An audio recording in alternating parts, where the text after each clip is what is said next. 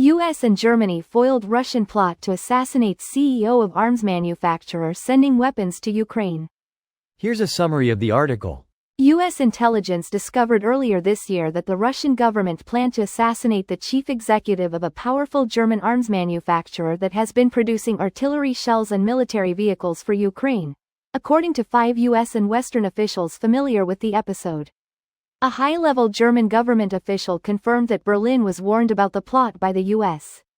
For more than 6 months, Russia has been carrying out a sabotage campaign across Europe, largely by proxy.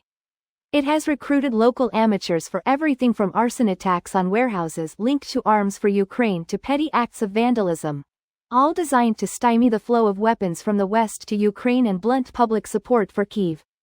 The intelligence suggesting that Russia was willing to assassinate private citizens underlined to Western officials just how far Moscow was willing to go in a parallel shadow war it is waging across the West. The company is opening an armored vehicle plant inside of Ukraine in the coming weeks, an effort that one source familiar with the intelligence said was deeply concerning to Russia. Other Russian efforts have been far more serious than spraying a little graffiti or vandalizing a diplomat's car. U.S. military bases across Europe were placed on a heightened state of alert last week for the first time in a decade after the U.S. received intelligence that Russian-backed actors were considering carrying out sabotage attacks against U.S. military personnel and facilities, multiple sources familiar with the matter told CNN. In April, 2 German-Russian nationals were arrested for allegedly plotting bomb and arson attacks on targets including U.S. military facilities on behalf of Russia. The official also said that Russia sees a window of opportunity before additional weapons and ammunition promised by the West arrive on the battlefield in Ukraine. This post received a score of 35,000, with an upvote ratio of 94%. Here are the top comments in response to this article. Incidentally, Rheinmetall isn't just a company that is sending arms to Ukraine. It's one of the pillars of NATO armor manufacturing. From artillery shell production to the main gun situated on American Abrams tanks. So to speak bluntly, it's like if Russians tried to kill the Lockheed Martin CEO. Going from the headline to actually reading the article, one went from, "That's pretty wild," to, "RHEINMETALL. Holy shit. That's a bold fucking move there, Vladdy." For the first time since 2013, New Jersey residents are being treated to the city's biggest fireworks celebration this July 4th. The 10,000 free tickets Mayor Eric Adams was offering have all been claimed, but a number of venues from the High Line to Hudson Yards are selling fancy $100 plus tickets to their rooftop parties and viewing points. There are still plenty of places to take in the great views for free, no tickets required. Well, that's unusual. The article is actually even more disturbing than the headline would suggest.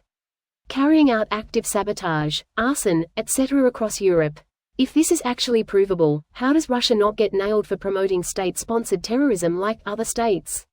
Greater than but the intelligence suggesting that Russia was willing to assassinate private citizens underlined to Western officials just how far Moscow was willing to go in a parallel shadow war it is waging across the West.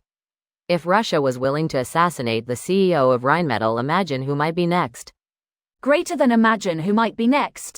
Imagine a once useful rube they've spent a lot of money getting into a position of power who fails to secure that power and loses a second attempt. If only. Do you have any idea how little that narrows things down? Trump, Farage, Le Pen. Keep going. I'm getting hard. Orban, Weidel, Hickle, Fick.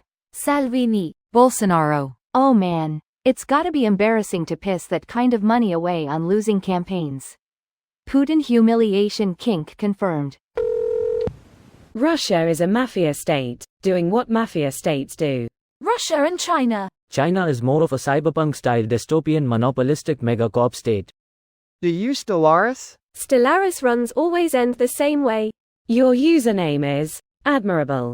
Greater than admirable. Are you sure that was the word you wanted? Admirals do operate in the Navy, which is chock full of seamen.